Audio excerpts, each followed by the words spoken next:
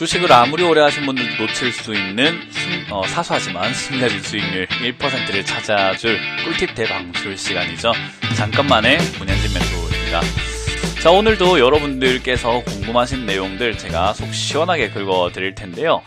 역시나 어디에 물어보기에는 조금은 부끄럽고 또 그리고 모르고 넘어가자니 굉장히 좀 아리송한 그런 내용들 제가 한번 다뤄보려고 합니다. 여러분들 준비되셨다면은 바로 좋아요 눌러주시면서 바로 한번 진행을 해보도록 하겠습니다. 자, 일단 역시 이번에도 조금은 여러분들이 들어는 봤는데 정확하게는 잘 모르고 있는, 막연하게는 알고 있는데 정확하게 잘 모르는 내용이에요. 바로 배당입니다. 이 배당은 받으면 무조건 좋다라고 생각하시는 분들이 많아요. 물론 보너스 개념이기 때문에 좋을 수는 있는데 이걸 매매 전략으로서 활용을 잘 못하시는 분들이 많아서 오히려 배당을 받으려다가 손실이 나는 분들도 좀 많이 있는 것 같아요.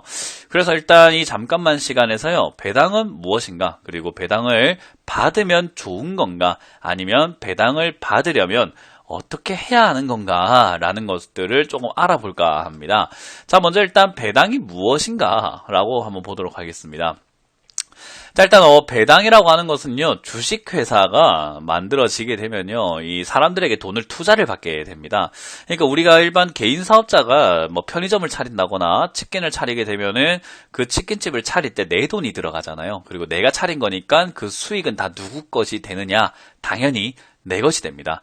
근데 만약에 어머님이 투자를 해주셨다거나 부모님의 투자 또는 친구의 투자가 있었다고 한다면은 어쨌든 내 돈으로만 차린 것이 아니기 때문에 수익이 났을 때 어느 정도 일정 부분은 조금 줘야 하지 않을까. 그러니까 만약에 어머님께서 내가 차리는데 1억이 들어가는데 5천만 원을 해주셨다라고 한다면은 그래도 수익의 50% 정도는 이렇게 나눠주는 것이 옳지 않냐라는 거예요.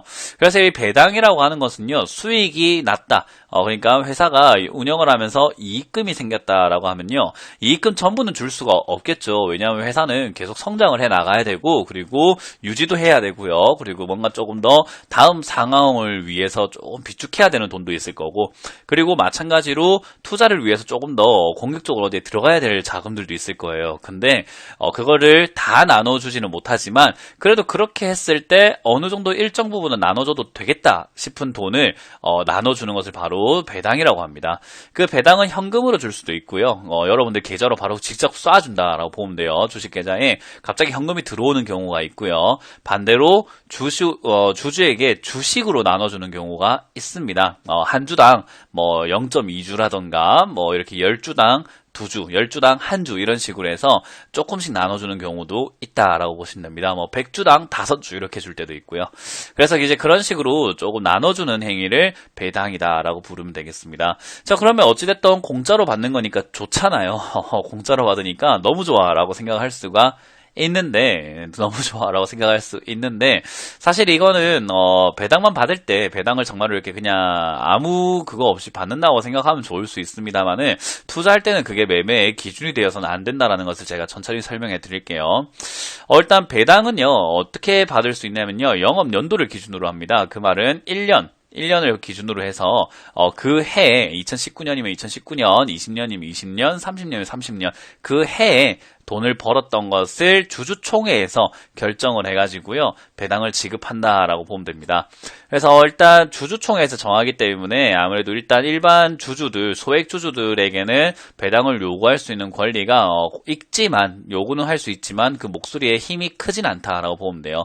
아무래도 주주총회는 의결권을 가지고 결국 과반수가 이렇게 찬성을 하는 형태로 나와야 되기 때문에요, 대주주라던가 또는 좀 큰 주주들, 그죠? 대주주들이라든가 최대주주들이 거의 결정한다라고 보면 되겠습니다. 자, 그래서 이제 그들이 배당을 좀 나눠준다라고 이렇게 결정할 수도 있는 부분이기 때문에 그런 걸 생각해 봤을 때 이제는 거기서 결정 난 대로 배당을 받을 수 있다라고 보면 됩니다. 자, 근데 이제 재무제표상에서도 이 배당 내용은 알 수가 있는데요, 다름이 아니라 DPS라고 하는 게 있어요. 이 DPS라는 항목을 보게 되면은 결국 배당을 어느 정도 줄 것인지, 어느 정도를 나눠주는지, 이 회사는 여태까지 어느 정도 이렇게 배당을 나눠줬는지 등등을 조금 더 확인할 수 있다라고 보면 되겠습니다.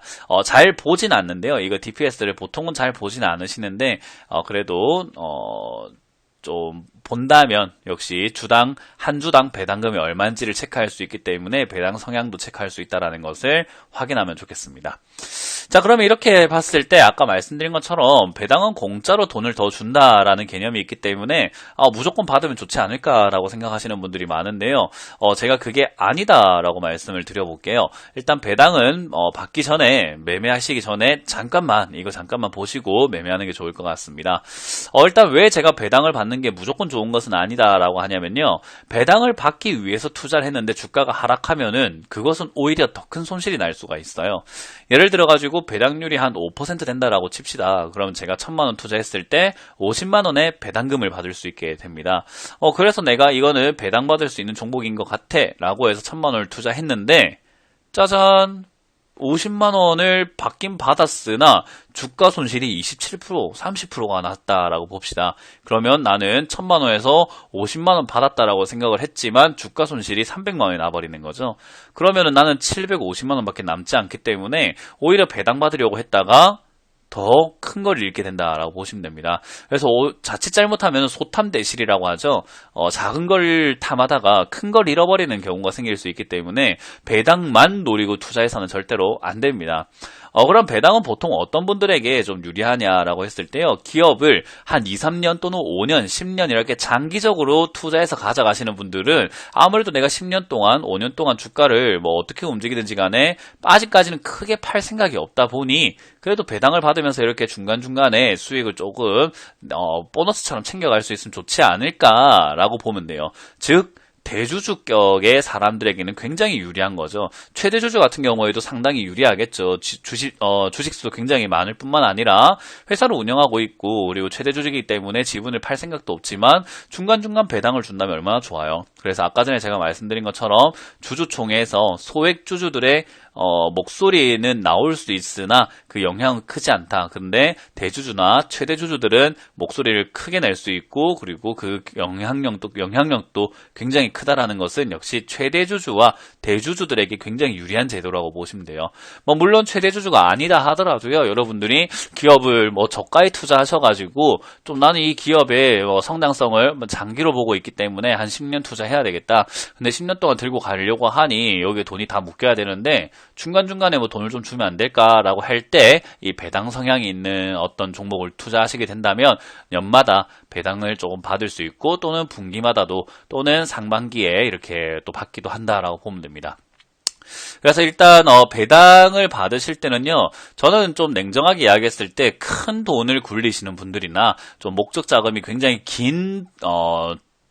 길다면은 저는 조금 배당을 받기 위해서 투자하는 것도 옳다라고 봅니다. 그래서 자녀를 위해서 결혼 자금을 지금 자녀가 한 유아인데 결혼 자녀 자금을 만들어 놓고 있다라고 했을 때 그런 돈들이 있잖아요. 장기간 동안 굳이 뺄 이유는 없는 거. 그런 거를 지금 주가가 조금 저렴하지만 그래도 앞으로 성장할 수 있는 기업이라면요. 삼성전자도 20년 전의 주가와 지금의 주가를 생각해보면요. 엄청난 차이가 있거든요. 그러니까 그런 식으로 좀 장기 투자할 때는 배당이 굉장히 좋다라는 걸 기억하시면 되겠습니다. 자, 그리고 배당 성향이 좋다라고 하는 것은요. 그냥 배당을 많이 주기 때문에 좋다라는 것으로 해석하지 마시고 실적이 좋은 종목이라고 해석하는 것이 투자에 유리한 겁니다.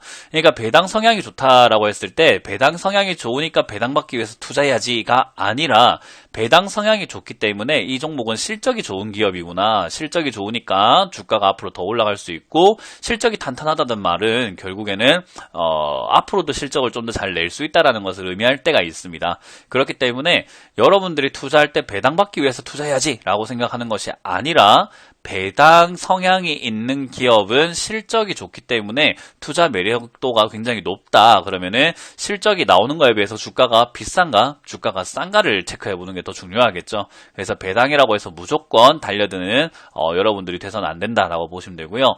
그래도 우리가 배당을 받기 위해서 투자할 때도 있습니다. 왜냐하면 주가가 그만큼 쌀 때는 배당을 받으면서까지 투자하면 좋은 거잖아요. 그래서 주가가 싼데 이거 샀으면 좋겠다. 근데 샀는데 배당까지 받네.